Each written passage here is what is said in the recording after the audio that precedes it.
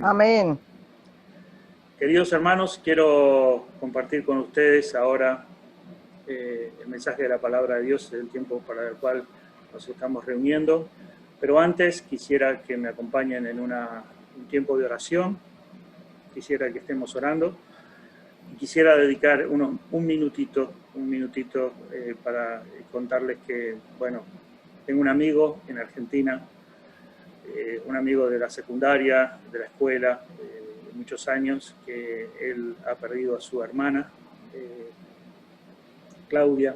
Él se llama Héctor Testa, y quiero comenzar orando por él y diciéndole que el Señor va a consolar a toda su familia, y sabiendo que su hermana está en la presencia del Señor, que su hermana está en un lugar donde el Señor la tiene en su seno, que sé que están pasando un tiempo muy difícil como familia. Es la hermana menor, es una mujer de 50 años, pero el Señor se la ha llevado, ha partido a la presencia del Señor, y es un tiempo difícil para toda la familia. Es un amigo, quiero orar por él, le dije que iba a estar orando por él y orando por toda su familia para que el Señor traiga el consuelo a sus corazones. ¿Sí? Permítame tener una oración antes de comenzar.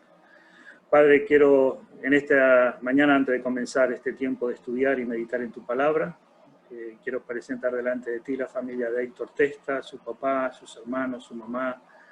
Señor, tú has llevado a tu presencia a su hermana Claudia. Padre, que realmente tú estés consolando estos corazones, dándoles fortaleza y esperanza en este tiempo.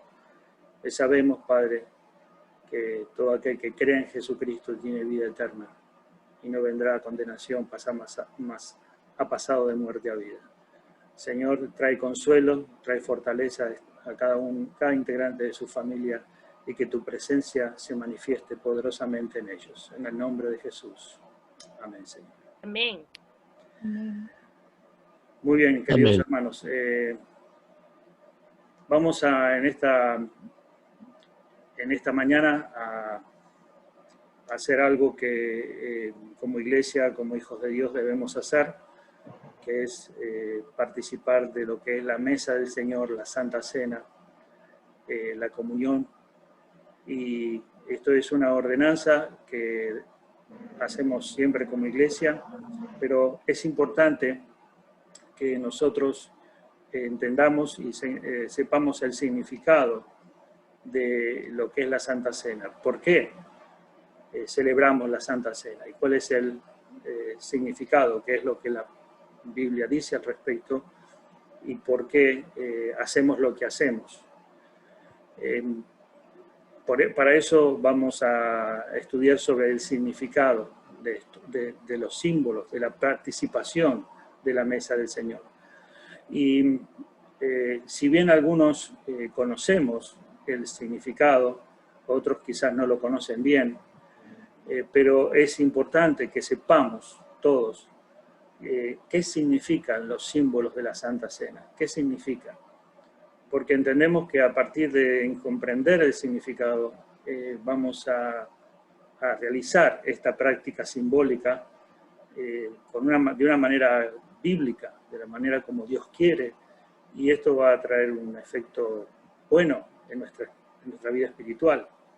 Mientras que no entendamos el significado de compartir los símbolos, es probable que no le obedezcamos a Dios como debemos obedecerle, porque el participar de los símbolos de la Santa Cena es una ordenanza simbólica que Dios, su palabra la ha ordenado, junto con el bautismo. El bautismo y la Santa Cena son dos ordenanzas que Dios dio a la iglesia, y eso debemos obedecer. Es una característica de la iglesia de Cristo. El bautismo de la persona lo realiza una vez para siempre, mientras que la participación de los símbolos lo realizamos de una forma periódica. No dice la palabra de Dios cuántas veces hay que hacerlo, pero sí dice que se debe hacer regularmente.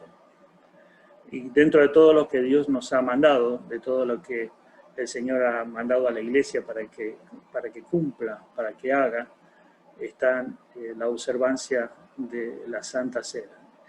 Y si sabemos lo que significa, debemos saber lo que significa, porque eso va a traer sentido a todo lo que hacemos y va a traer una enseñanza a nuestros corazones, y vamos a comprender muchas cosas de lo que tiene que ver con nuestra salvación y nuestra relación con Dios y nuestro compromiso con Él, ¿sí? Las personas que no entienden el significado pueden estar desobedeciendo a Dios.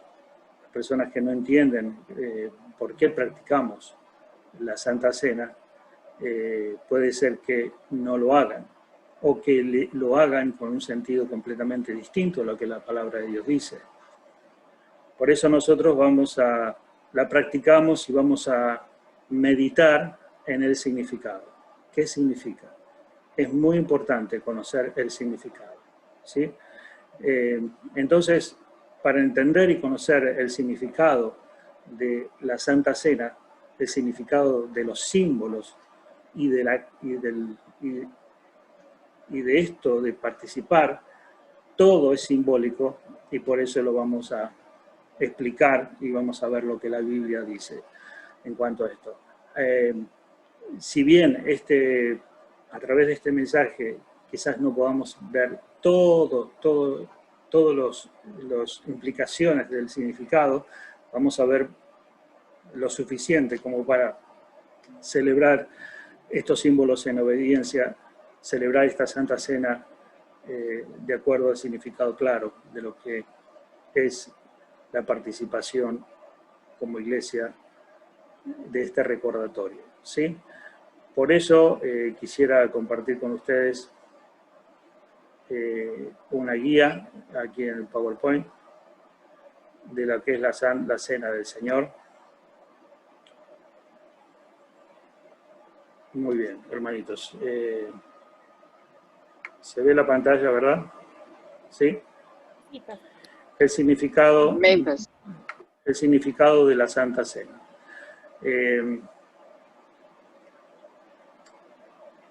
Bien, ¿me ven a mí también, hermanos? Sí. Amén. Bien, la Santa Cena también se le llama la Mesa del Señor, también se le llama la Cena del Señor. Tiene la comunión, también se le llama la Santa Cena, la Mesa del Señor, la Cena del Señor. Y para eso usamos símbolos, los símbolos. Y cada símbolo, como dije anteriormente, quiere decir algo, está transmitiendo algo, tiene un significado.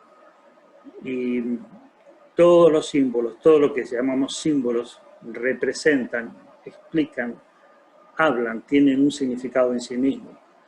Entonces, el comer el pan y tomar la copa es un acto simbólico. ¿Qué significa? Significa la unión vital con Cristo como Salvador y dador de vida. ¿Sí? El acto de compartir, de comer el pan y tomar la copa, es un acto simbólico que estamos unidos vitalmente a Cristo como nuestro Salvador y como el dador de vida, ¿sí? También significa comunión con Cristo, en comunicación con su persona. Yo estoy participando de estos símbolos que significan que Cristo es el que me ha dado vida, que es mi Salvador, que es el que me ha dado vida eterna, pero que también tengo una relación, una comunicación con Él, ¿sí? Y también al estar participando de estos símbolos, estoy entendiendo que yo estoy sometido a su persona en obediencia a sus mandamientos, ¿sí? Una persona que participa de la Santa Cena no solamente está conociendo que es salvo, que tiene una relación abierta con Cristo, una comunicación abierta, sino que también por esa razón está sometido a la cabeza, que es Cristo, y lo que dice Jesús es lo que dice la palabra de Dios. Entonces, yo me someto a las ordenanzas y a los mandamientos del Señor. Esto indica si estoy unido a Él, yo estoy sometido a su voluntad. Tengo que obedecerle, ¿sí? Entonces, si una persona está comiendo los símbolos, tomando estos símbolos, y no está en obediencia, se está contradiciendo, ¿sí? Hay una contradicción en su vida. Entonces, lo que debemos saber es que, bueno, estamos participando de estos símbolos, pero si no entendemos el significado de estos símbolos, podemos estar en desobediencia, ¿sí? Podemos desobedecer a Dios por ignorancia, como dije antes, no entender por qué es esto, qué significa, no entiendo nada, y por lo tanto no obedezco a Dios, ¿sí? Nadie me enseñó, nadie me explicó, yo no estudié, no quise estudiar, no quise aprender, no quise profundizar, entonces como no sé de qué se trata, estoy en desobediencia. O estoy en rebeldía, porque entiendo, sé lo que Dios dice y no lo aplico a mi vida, y eso es rebeldía, ¿sí? Entonces, vamos a continuar. Les voy a pedir entre paréntesis que los que tienen que chequeen los micrófonos y los ponemos en silencio, ¿sí? Bien. Entonces, este es básicamente el significado de la obra simbólica que hacemos. Es simbólico lo que hacemos. Comemos el pan, tomamos la copa, y al hacer esta obra simbólica estamos simbolizando el significado, que es una unión vital con Cristo, es una relación personal con Él, y que tenemos comunión y obediencia, sumisión a Cristo, ¿sí? Entonces, cuando el Señor Jesús habla del pan, y Él toma el pan, este pan que comemos, este trocito de pan, está simboliza el cuerpo de Jesús. ¿Y esto qué significa? El cuerpo de Jesús, el cuerpo físico de Cristo, donde el Señor Jesús depositó, donde Dios, vamos a decirlo así, Dios cargó el pecado, nuestro pecado, en su cuerpo, en el cuerpo físico de Cristo. Nuestro pecado fue cargado en su cuerpo, ¿sí? Ahí lo dice en la palabra de Dios. Él mismo, en su cuerpo, llevó al madero nuestros pecados, para que muramos al pecado y vivamos para la justicia. Por sus heridas ustedes han sido sanados. Él mismo en su cuerpo llevó al madero nuestros pecados. Es el cuerpo de Cristo, el pan que comemos, es el lugar, digamos así, es el lugar donde Dios depositó nuestro pecado en su cuerpo, ¿sí? También el símbolo del cuerpo de Jesús es mi pecado. Todo mi ser fue llevado junto con Él a la cruz. Y esto es algo que quiero destacar, porque cuando la palabra de Dios dice que el pecado fue llevado a su cuerpo, nosotros pensamos quizás, bueno, las cosas malas mías, Él las llevó en su cuerpo. O sea, como que Él sacó lo malo de mí y lo llevó en su cuerpo. Pero en realidad no es así. Todo nuestro ser estaba contaminado con el pecado. Entonces la palabra de Dios dice que cuando Él lleva nuestro pecado, lleva todo nuestro ser al cuerpo de Cristo y a la cruz, ¿sí? Dice, sabemos que nuestra vieja naturaleza fue crucificada con Él. Y aquí la palabra de Dios lo presenta como no una parte de nosotros. Uno que puede pensar, ¿será que las acciones malas que yo hice, el Señor las cargó y lo bueno de mí me lo dejó? O sea, Él se llevó una parte mala de mí. No, la palabra de Dios dice que todo está contaminado, todo. El pecado contamina aún hasta lo bueno, todo está contaminado por el pecado. Todo nuestro ser es pecado en sí. Por eso la palabra de Dios dice que por nosotros lo hizo pecado. Y esto es muy difícil de poder llegar a comprenderlo en su totalidad, pero es lo que la palabra de Dios dice. Todo nuestro ser fue llevado al pecado.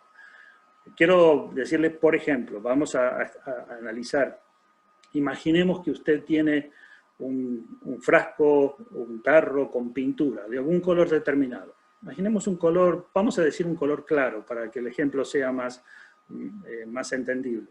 Usted tiene con una pintura muy clarita, de un color muy tenue, muy clarito, pero toma una gota, un gotero, y una gotita, cae de un color quizás más oscuro, cae sobre ese líquido, sobre esa pintura. Si una pequeña gota cae sobre otra fuente de pintura, aunque sea una gota, el color del recipiente de pintura cambia completamente. Ya no es el mismo. Quizá usted a simple vista no lo note, pero ya no es el mismo color que antes, ¿sí? Porque esa gotita que cayó afectó toda la pintura, ¿sí? No se puede separar, no puede sacarle otra vez, extraer esa gota otra vez del recipiente. Está todo contaminado. El pecado, así también, contaminó todo nuestro ser. Por eso dice que cuando Él llevó en la cruz nuestro pecado, nos estaba llevando Él, nosotros, todos, todo nuestro ser. Pues ustedes han muerto, dice, y su vida está escondida con Cristo en Dios. Cuando dice ustedes han muerto, ¿a qué se está refiriendo?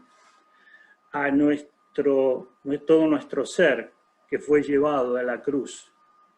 El pecado es todo nuestro ser contaminado con el pecado. Fue llevado al cuerpo de Jesús, fue puesto en el cuerpo de Jesús, ¿sí?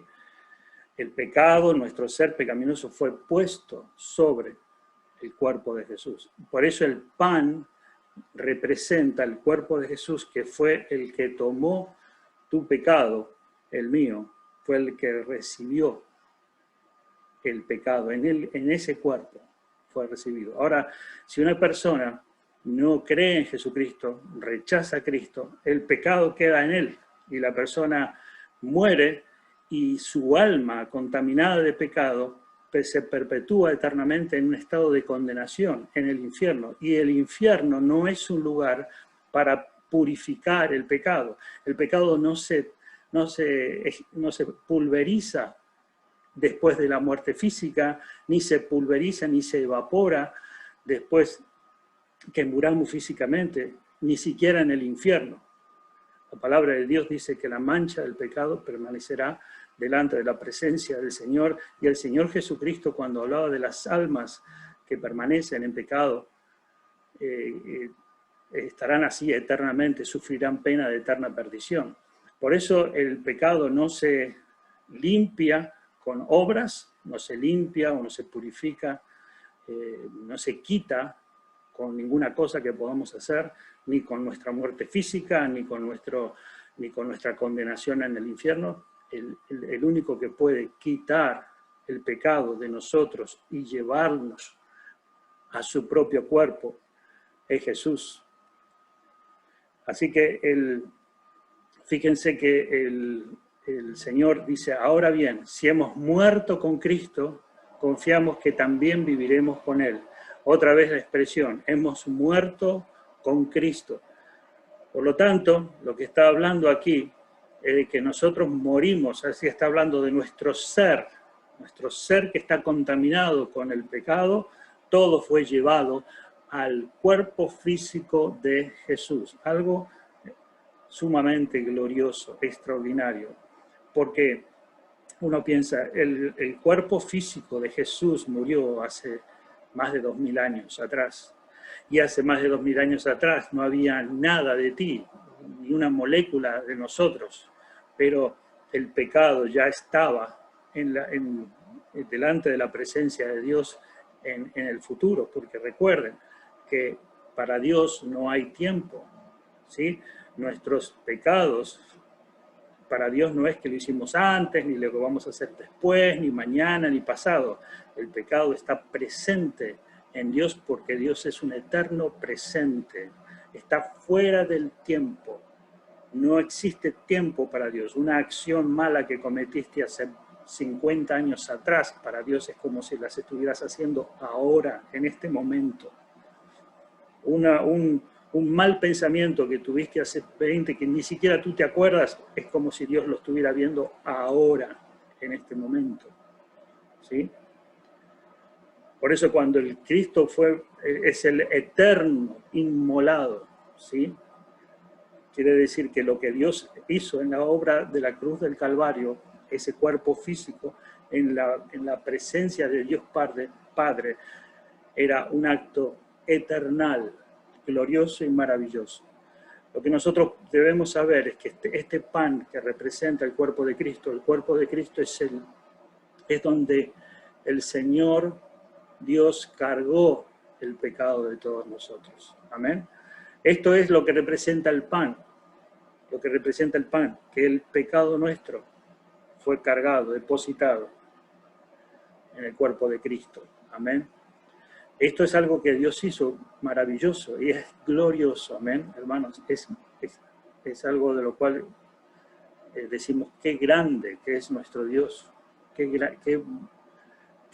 glorioso es nuestro Dios que hacer esto, de cargar en Él el pecado de todos nosotros.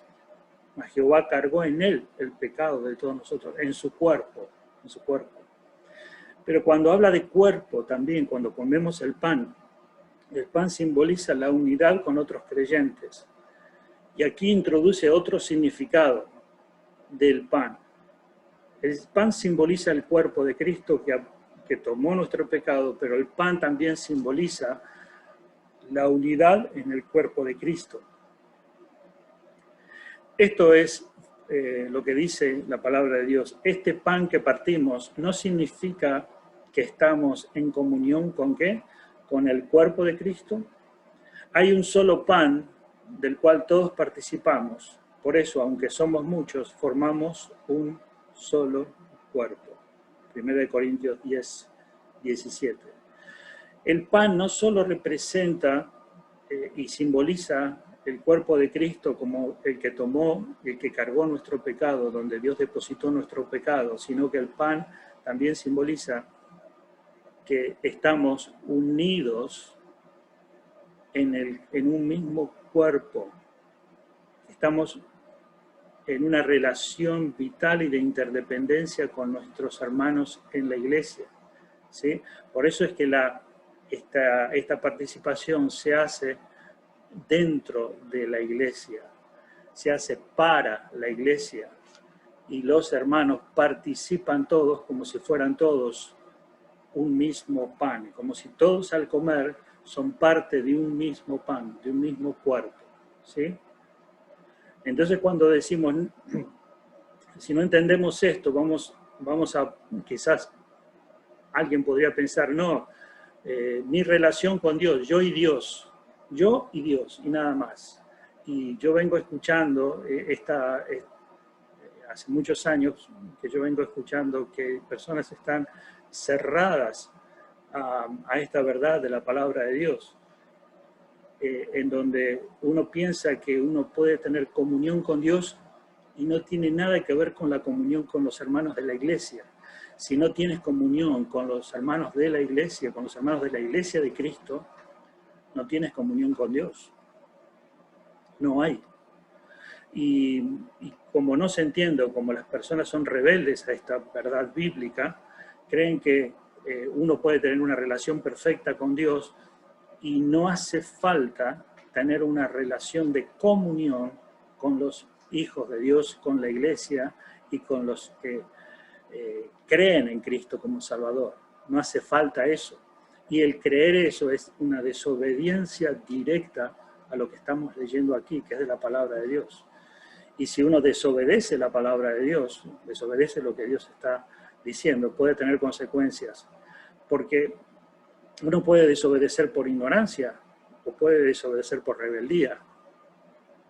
Pero aquí estamos tratando de al menos no ser ignorantes, al menos no ser personas que no sepan. Yo no puedo decir que tengo comunión con Cristo y no tener comunión con el cuerpo de Cristo.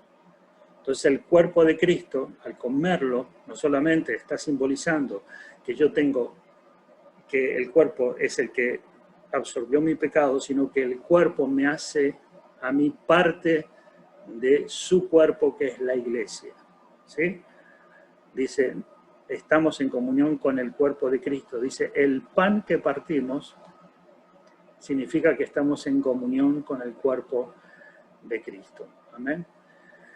Así que, hermano, esta comunión con el cuerpo de Cristo la hizo Cristo. Amén. O sea, Cristo cargó tu pecado y te unió a su cuerpo. Ahora, cuando nosotros desobedecemos, no entendemos esto, no les encontramos significado, pensamos que la iglesia, el cuerpo de Cristo, los hermanos en la fe, son personas ahí que están ahí, bueno, amigos o, no sé, una especie de familia, y le damos un carácter así muy, muy liviano, muy de que no me importa. Lo más importante es yo y Dios, nada más, yo y Dios. Y te quiero decir que si tú no tienes comunión con los hermanos, tampoco tienes comunión con Dios. Así de simple y así de claro es lo que dice la palabra de Dios. Es como aquel esposo o esposa que dice, yo con el Señor estoy bien, pero estoy en una mala relación con mi esposa o con mi esposo, pero con el Señor estoy bien. Quiero decirte que si tú estás en una mala relación con tu esposo o con tu esposa, estás en una mala relación con Dios.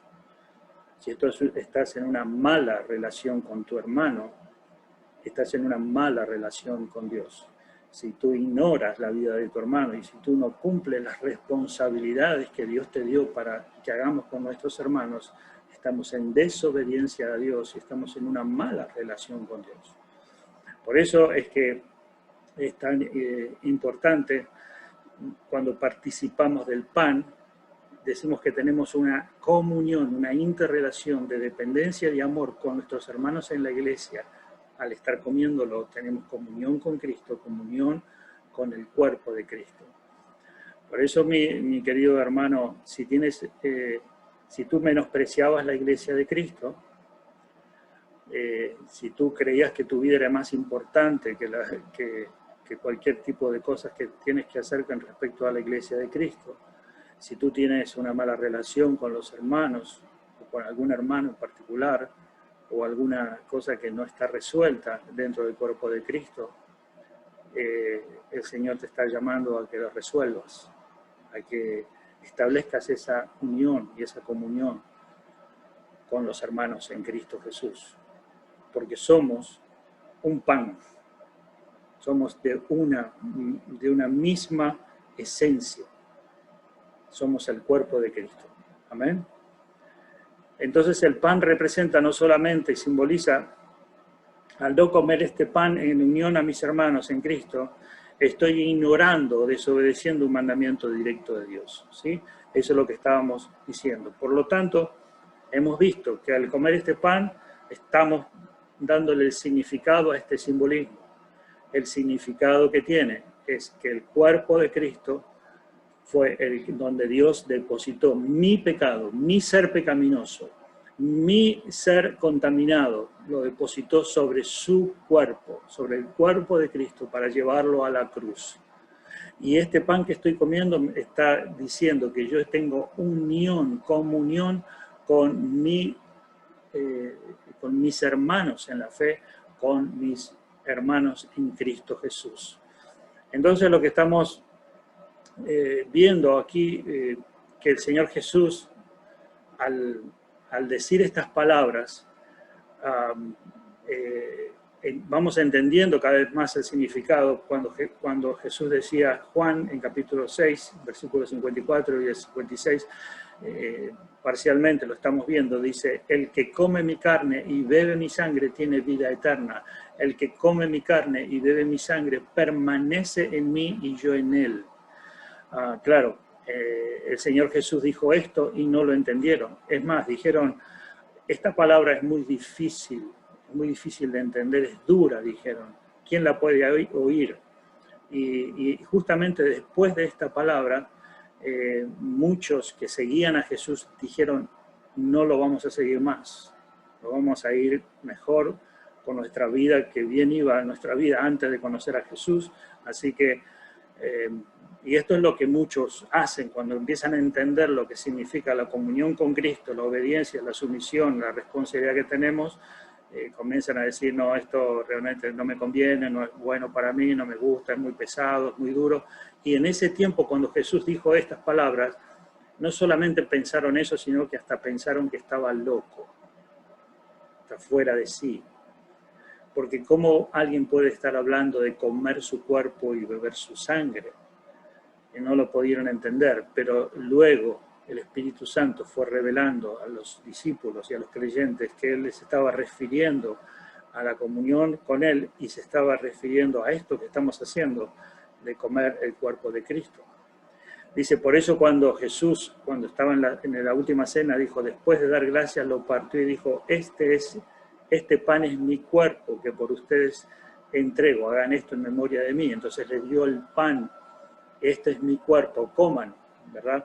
Quizás en muchos de ellos la imagen o el recuerdo de cuando el Señor Jesús le estaba hablando de coman mi cuerpo, beban mi sangre para tener vida.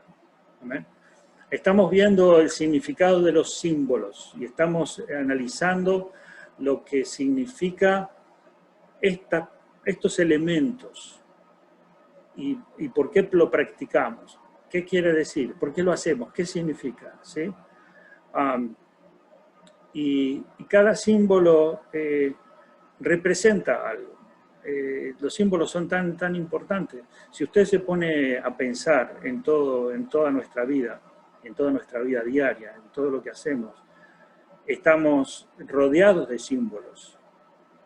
Y es más, algunos símbolos tienen un carácter legal, algunos símbolos tienen un carácter tan profundo dentro del mundo secular que hasta usted puede sufrir multas, penalidades, hasta prisión por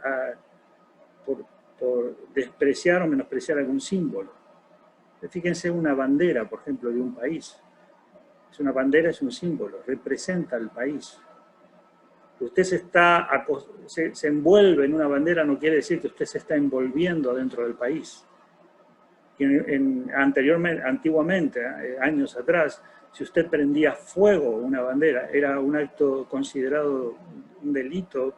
Ahora creo que ya eso cambió, pero quemar una bandera, a cualquier persona la podían encarcelar. De hecho, usted tiene un documento y el documento representa su identidad, pero no es ni más ni menos que un pedazo de papel con unas letritas ahí, una fotito. Es un elemento material, pero ese elemento material representa toda su vida, todo lo que usted es. ¿Quién es usted? Si usted no tiene un documento, un elemento físico, como una libreta, está en problemas. Un anillo de casamiento representa un pacto matrimonial. Usted agarra el anillo y lo tira por la ventana delante de su esposa, yo creo que usted va a tener problemas, o su esposa lo hace. Cualquier cosa que hagamos con cualquier elemento físico que tiene una representación. Fíjense que en todo lo que vemos, alguien dijo una vez el dinero, el dólar que usted tiene, un billete, es un símbolo también de un poco de oro que está en el Banco Central. Todo es símbolo. Si vamos a pensar, hay cualquier cantidad de cosas de que nos movemos son símbolos. Pero todo lo que vemos en esta tierra son símbolos perecederos, terrenales, que mueren. Ahora el Señor dejó unos sencillos símbolos que tienen una representación y un significado de un valor eternal. Y es muy importante que sepamos el significado de ellos. ¿Amén? Pero vamos a ver la copa. Es el símbolo de la sangre de Jesús. ¿Y qué significa? La copa, el líquido, el vino que se toma en la Santa Cena, nosotros lo representamos a través de un líquido cualquier, un jugo que representa la sangre de Jesús, es un símbolo, recuerden, no es la consistencia, es purificación, remisión. Entonces la sangre, el líquido que tomamos representa la sangre de Jesús, y la sangre de Jesús significa que hemos sido perdonados. Hemos sido perdonados significa que nuestros pecados fueron quitados, fueron removidos. Hemos sido limpios de pecado, lavados, borrados, ¿no, hermano?, de la memoria, de la presencia de Dios. Desapareció el pecado delante de la presencia de Dios. Amén. Y esto es un acto de gracia. El Señor limpió el pecado por medio de la sangre de Jesús. Nosotros no podemos perdonar ni siquiera. Nosotros lo único que tenemos para perdonar a alguien es quizás olvidarnos o dejar que se nos pase la rabia, o humanamente tenemos que hacer un trabajo enorme para perdonar a alguien que nos ofendió, a alguien que nos hizo algo. Y usamos esa gran expresión que dice, bueno, el tiempo hará que me olvide. ¿Por qué? Porque cuando alguien nos hace algo, nos hiere, nos lastima, eso queda grabado en nuestra memoria, y para quitarlo, para quitar la emoción, quitar todo eso, tendríamos que... Personas que no pueden y viven sufriendo por las heridas, las cosas del pasado. En realidad nosotros no podemos perdonar como Cristo perdonó humanamente, no podemos. Pero el Señor nos llama a perdonar como Él nos perdonó, como Él perdonó. Y como Él perdonó fue quitando completamente de su presencia el pecado, borrándolo con su sangre. Amén. Dice, si esto es así, cuanto más la sangre de Cristo, quien por medio de su Espíritu Eterno se ofreció sin mancha a Dios, purificará nuestra conciencia de obras que conducen a la muerte, a fin de que sirvamos al Dios viviente. ¿Qué es lo que purificará? La sangre de Cristo. Vean el significado de la sangre de Cristo en estos versículos. Porque esto es mi sangre del nuevo pacto, que por muchos es derramada para remisión de los pecados. No es simplemente me olvido por un ratito, trato de no olvidarme, quitó el pecado. Quitó, he aquí el Cordero de Dios que quita el pecado del mundo. No solo la remisión de pecados, sino que implica la paz con Dios, reconciliación con Dios. Dice, por medio de él reconciliar consigo todas las cosas, tanto las que están en la tierra como las que están en el cielo, haciendo la paz mediante la sangre que derramó en la cruz. La paz con Dios, la reconciliación entre nosotros y Dios. Hay paz, hay reconciliación, porque el pecado fue removido, fue quitado delante de Dios. La sangre de Jesucristo, la sangre de Jesucristo fue lo que Dios usó para quitar delante de su presencia tu pecado. Amén, hermano, tu pecado y mi pecado, la sangre de Jesús. Y me gusta siempre decir esto, no es que Dios te perdonó porque hiciste algo bueno, porque sentiste mucho dolor por lo que hiciste, sentiste mucha culpa por lo que hiciste, ni porque lloraste demasiado. Una vez estaba con una persona hablando y se había dado cuenta de que estaba mal, de que había hecho algo muy malo. Y esa persona se dio cuenta y empezó a llorar y a llorar y a llorar y a llorar. Y lloraba tanto que yo me di cuenta, está llorando porque cree que por cuanto más llora, Dios más lo va a perdonar. Entonces parece que el Espíritu de Dios me dijo, decile que pare de llorar. Y yo le dije, hermano, no te creas que porque estás llorando tanto y que te haces tanto el arrepentido, Dios te está perdonando. Se paró de llorar y me quedó mirando. El perdón no se basa en cuánta culpa sientes, cuán culpable te sientes. No. El perdón se basa en lo que el Señor Jesús hizo en la cruz por ti, derramando su sangre. Y yo lo único que tengo que hacer es apropiarme de eso, de esa verdad. Amén. Decirle, Señor, me siento mal, sí, estoy arrepentido. Pero acá lo único que cuenta delante de ti Lo único que vale delante de ti no es ni siquiera en el sentimiento de cambiar, el deseo de cambiar, sino lo que realmente cuenta es tu sangre preciosa derramada en la cruz. Amén. Nada más que eso. Y yo confío en eso, porque es lo único que satisfizo tu demanda de justicia. La sangre de Jesús ha hecho que hemos sido comprados a Él y le pertenecemos. Dice la palabra de Dios en Hechos 20:28. Tengan cuidado de sí mismos, el apóstol Pablo le dice, y de todo el rebaño sobre el cual el Espíritu Santo se ha puesto como obispo, les está hablando a los pastores, para pastorear la iglesia de Dios, nosotros, que Él adquirió con su propia sangre. La sangre de Jesús simboliza la sangre, el elemento que estamos tomando, la copa, representa la sangre de Jesús, que es el precio para comprarnos, para adquirirnos. Somos propiedad de Dios. Usted puede hacer de su vida lo que se le dé la gana, pero usted tiene un dueño, yo tengo un dueño, Él nos compró. Y Él nos quiere decir, tú no eres dueño de tu vida, no nos pertenecemos. Y si creemos y queremos usar nuestra vida de acuerdo a lo que nosotros deseamos hacer, lo que a nosotros nos parece, vamos a ir en un camino de perdición, porque nuestra vida ha sido comprada. Somos su iglesia, le pertenecemos a Él y Él es el que dispone a hacer con nuestras vidas su voluntad. La sangre de Jesús nos permite entrar al lugar santísimo, dice, así que hermanos, mediante la sangre de Jesús tenemos plena libertad para entrar a ese lugar de refugio, de consuelo, de fortaleza, de sabiduría, de perdón, el lugar santísimo. La sangre de Jesús dice que somos declarados santos ante Dios. Dice, por eso también Jesús, para santificar al pueblo mediante su propia sangre, sufrió fuera de la puerta de la ciudad. No somos santos, tenemos entrada al lugar santísimo. Mire todo lo que representa este elemento, este símbolo, todo lo que significa este símbolo de la copa que estamos tomando.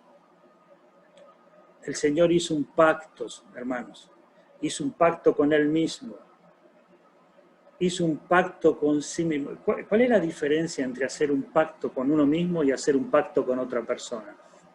La diferencia es que cuando hacemos un pacto con alguien estamos dependiendo que la otra persona cumpla el pacto, pero cuando hacemos un pacto con nosotros mismos es una responsabilidad de cumplir ese pacto con nosotros mismos. Entonces Jesús hizo el pacto en su sangre. No lo dejó libre a que se cumpla el pacto si nosotros obedecemos o desobedecemos. Él es un pacto inquebrantable. Dice, este pacto contiene algunas cosas y yo noté aquí, ya para terminar y finalizar con estos símbolos, dice que este pacto que Él hizo en su sangre, en su muerte y su resurrección, dice que Él estableció un pacto en sí mismo para nunca dejar de intervenir en tu vida para darte lo que realmente necesitas. Entonces, cuando Él hace un pacto con sí mismo, se propone y se compromete consigo mismo en ese pacto de darte siempre, siempre a ti como hijo de Dios lo que tú necesitas. Por eso dice, y Dios examina los corazones, sabe cuál es la intención del Espíritu, porque el Espíritu intercede por los creyentes conforme a la voluntad de Dios. Hermano, Dios sabe lo que tú estás necesitando, sabe lo que nosotros estamos necesitando, y Él está comprometido en darnos a nosotros lo que realmente estamos necesitando. Muchas de las cosas que estamos necesitando, nosotros no las conocemos, no las sabemos. Por eso el Espíritu Santo ora a Dios diciendo, es tiempo, Señor, que a este tu hijo le des esto, porque Él no te lo está pidiendo, pero es lo que Él está necesitando. O sea que Dios hizo un pacto de darte a ti siempre lo que tú necesitas. No te va a dar, depende cómo te portes, te lo va a dar por el pacto que Él hizo consigo mismo. Nunca dejará de intervenir en tu vida para formar el carácter de Cristo en ti. Él se propuso, hizo un pacto y dijo, voy a formar el carácter de Cristo en esta persona. No sé cuánto tiempo puedes llevar, no sé cuánto se va a demorar, o si lo va a hacer rápido, no sé. Lo que sé es que Él lo va a hacer. Amén. Así todos nosotros, con el rostro descubierto, reflejamos como en un espejo la gloria del Señor. Somos transformados a semejanza con más y más gloria por la acción del Señor, que es el Espíritu. Entonces nunca dejará de intervenir en tu vida, porque Él hizo un pacto para darte lo que necesitas. Nunca dejará de intervenir en tu vida y en mi vida para formar el carácter de Cristo. Nunca dejará de intervenir en tu vida para traerte hacia Él. Dice, ¿o crees que la Escritura dice en vano que Dios ama celosamente al Espíritu que hizo morar en nosotros? Nunca dejará de intervenir en tu vida para atraerte hacia Él. Hermano, esto muchas veces me gusta decirlo, el Señor, si eres hijo de Dios y si Él hizo un pacto consigo mismo, Él te va a atraer hacia Él. Va a hacer todo para atraerte hacia su persona. A veces pensamos, bueno, yo me alejo del Señor, me alejo, y el Señor está ahí llorando, diciendo, ay, se fue, pobrecito. El Señor no hace eso. ¿Sabes por qué? Porque Él hizo un pacto que te va a arrastrar hacia su persona, aunque sea de los pelos, como Él sabe hacerlo. Como sea, te va a atraer. Ahora, si Dios no te atrae hacia Él es porque quizás tú no seas hijo de Dios. Quizás no tengas a Cristo como tu personal Salvador y tu Dios sea un ser imaginario en tu mente. Y no conozcas al Dios de la palabra, al Dios de la Biblia, y no lo quieras conocer quizás. Pero el Señor te está llamando hoy a decirte, yo estoy dispuesto a hacer un pacto para intervenir en tu vida, en formar el carácter, en atraerte, en hacer todas las obras que quiero hacer en tu vida. Nunca dejará de intervenir en tu vida para que lo conozcas más a Él. Pido que el Dios de nuestro Señor Jesucristo, el Padre glorioso, les dé espíritu de sabiduría y de revelación para que lo conozcan mejor. Él se va a encargar siempre, hizo un pacto para que tú le conozcas más a Él, conocerle más, conocer sus virtudes, conocer su persona, conocer sus atributos. Él se va a encargar de hacer que tú le conozcas y que yo le conozca. Amén. Porque, vuelvo a decir, hermanos, eso que tú crees saber de Dios quizás sea correcto, quizás sea bíblico, pero quizás muchas cosas que tú crees de Dios sean completamente antibíblicas y sean conforme a cosas que te enseñaron alguien y sean información completamente antibíblica. Pero Dios, a través de su palabra, te va a hacer que conozcas a Él. Él nunca dejará de intervenir en tu vida para que tu fe en Él sea creciente y se perfeccione. El oro, aunque perecedero, se acrisola con fuego, así también la fe de ustedes, que vale mucho más que el oro al ser acrisolada por las pruebas, demostrará que es digna de aprobación, gloria y honor cuando Jesucristo se revele. Amén. Él nunca dejará de intervenir en tu vida para que tu fe en Él sea creciente y se perfeccione. Sabemos que nuestra fe es débil, está contaminada, pero Él hizo un pacto para que tu fe sea perfecta, se perfeccione, crezca y se enfoque en la verdad. Mira, hermano querido, yo quiero tener una fe enfocada en la verdad. Yo a veces le pregunto a las personas, me dicen, yo tengo una fe, y así, y parece que arrugan la nariz y cierran los ojos y dicen que eso es mejor aún. ¡Ah, tengo una fe! Y siempre, yo desde que nací, ya nací con fe. Bueno, quiero decirte, hermano, que cambies de forma de pensar, porque eso que tú crees que tienes tanto, quizá no se acerque ni un poquito a lo que es la verdadera fe. Ni un poquito. Tenemos una fe distorsionada, contaminada, mal enfocada. ¿Y saben cómo me doy cuenta? Porque la fe es por la palabra, viene y actúa y se acrecienta por la palabra de Dios.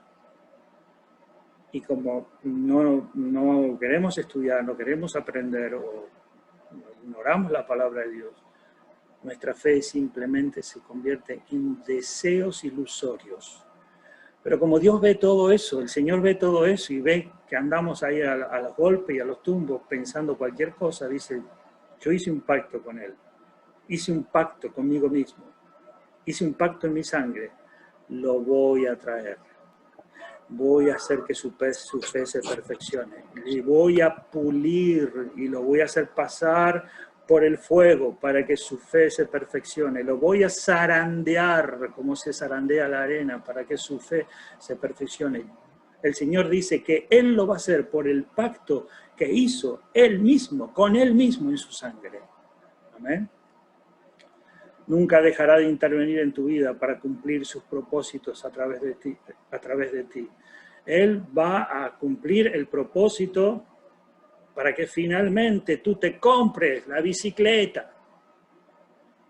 Para que, qué sé yo, para que tu corazoncito se deleite en tener aquello que sueñas, hermano, querido.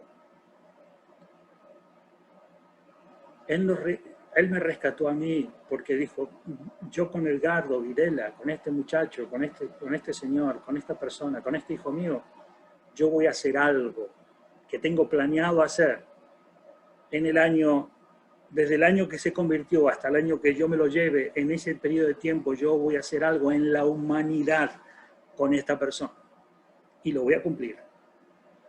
Y me comprometo yo como Jesús, que hago un pacto de cumplir la obra que yo determiné hacer con Él en ese periodo de tiempo para mi eternidad.